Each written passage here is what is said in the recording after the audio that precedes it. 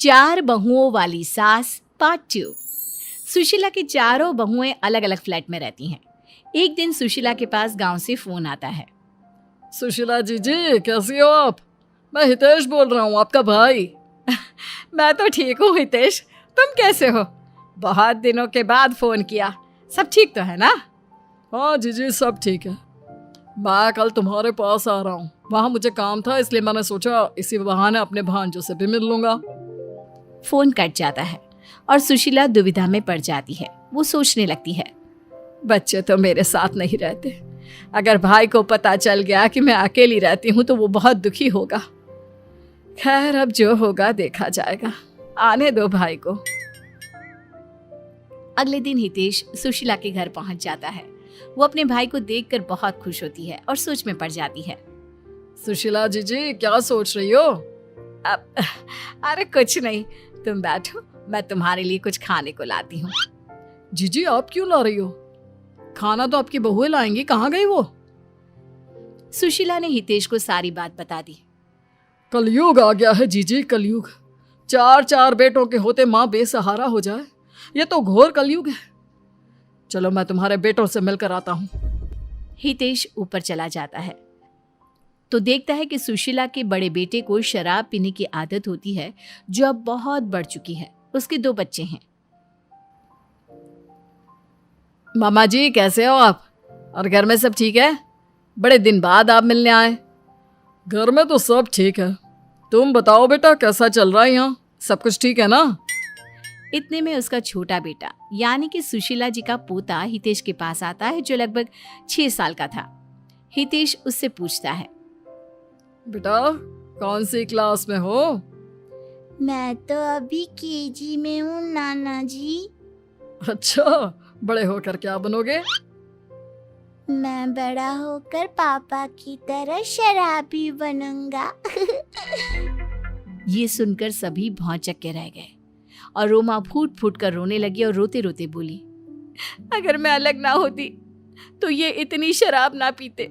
माँ के साथ रहते थे तो इनको माँ जी की थोड़ी शर्म तो होती। अब बच्चे भी वही सीख रहे हैं जो ये सिखा रहे हैं। थोड़ी देर बाद हितेश दूसरी मंजिल पर दूसरे भांजी के पास जाता है तो वहां की हालत कुछ अजीब ही थी। जैसे चारों तरफ सामान बिखरा हुआ था, कोई साफ सफाई नहीं थी। टीना सारा दिन सोती रहती या टीवी देखती रहती। हितेश से घर की हालत देखी नहीं गई और उसने बातों बातों में ही पूछ लिया, बेटा घर बदल रहे हो क्या? सब सामान बिखरा हुआ है। मामा जी की बात सुनकर टीना झट से बोली, मामा जी पहले हम सब माँ के साथ रहते थे ना, तो सारी बहुओं को एक ही काम करना पड़ता था तो काम जल्दी से हो जाता था। अब सारा काम मुझे ही करना पड़ता है तो समझ में नहीं आता कहाँ से शुरू करूँ, कहाँ पर खत्म करूँ। अरे तो बेटा एक काम वाली को रख लेते। इनकी इतनी तनख्वाह कहाँ की नौकरानी रख सके। मामा जी हम अलग फ्लैट में ना रहते ना तो इतनी परेशानी ना होती, वहाँ सब मिलजुल कर काम कर लेते थे। ये कहते ही टीना की आंखों से आंसू बहने लगते हैं। हितेश वहां से भी चला जाता है और तीसरे बेटे के घर यानी कि तीसरी मंजिल पर पहुंचता है। वहां हितेश का तीसरा नंबर का भांजा और उसकी पत्नी मीनू आर्थिक तंगी से गुजर रहे थे। बेटा कैसा चल रहा है? तुम्हारी माँ ने बताया तुम सब अलग अलग रहते हो, तो मैं आ गया तुमसे मिलने। सब ठीक है मामा जी, आप बताओ आप कैसे हो? मीनू मामा जी आए हैं, कुछ खाने को लेकर आओ। इतना सुनते ही मीनू रसोई के डब्बों में देखने लगती है। वो एकदम खाली होते हैं और वो वहीं बैठकर सर पकड़कर रोने लगती है। रोने की आवाज सुन हितेश और मीनू का पति अंदर आते हैं। अरे क्या हुआ बेटा, रो क्यों रही हो? क्या बताऊं मामा जी, मैं अपनी किस्मत पर रो रही हूँ। अगर मैं भाभीयों की बातों में आकर घर से अलग ना होती ना तो आज ये दिन देखना ना पड़ता। घर में खाने के लिए कुछ नहीं है और काम का भी पता नहीं मिलेगा या नहीं। मेरी सास हमेशा हमारा ख्याल रखती थी और आज ये दिन सिर्फ मेरी वजह से देखने को मिल रहा है। मीनू अपने किए पर बहुत पछताती है। अब हितेश चौथी मंजिल पर चढ़ता है तो वहां ताला लगा देखता है। वो अपने भांजे को फोन करता है तो पता चलता है कि उसका एक्सीडेंट हो गया है। वो और उसकी पत्नी रितु अस्पताल में है। हितेश भी अस्पताल पहुंचता है। अरे बेटा, तुम ठीक तो हो? कैसे हुआ तुम्हारा एक्सीडेंट? हितेश के चौथे भांजे ने सारी बात बताई। इतने में ऋतु भी आ जाती है। मामा जी नमस्कार, अच्छा हुआ आप आ गए। मैं तो यहाँ के लिए बहुत परेशान हो गई थी, कभी दवाई का पर्चा, कभी डॉक्टर के चक्कर।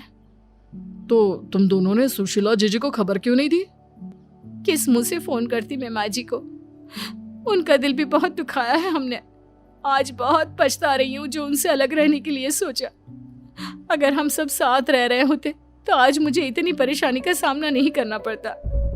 हितेश अपने तीनों भांजों और अपनी बहन सुशीला को खबर कर देता है और सभी अस्पताल में आते हैं। हितेश चारों भाइयों को एक दूसरे की परेशानी के बारे में बता देता है।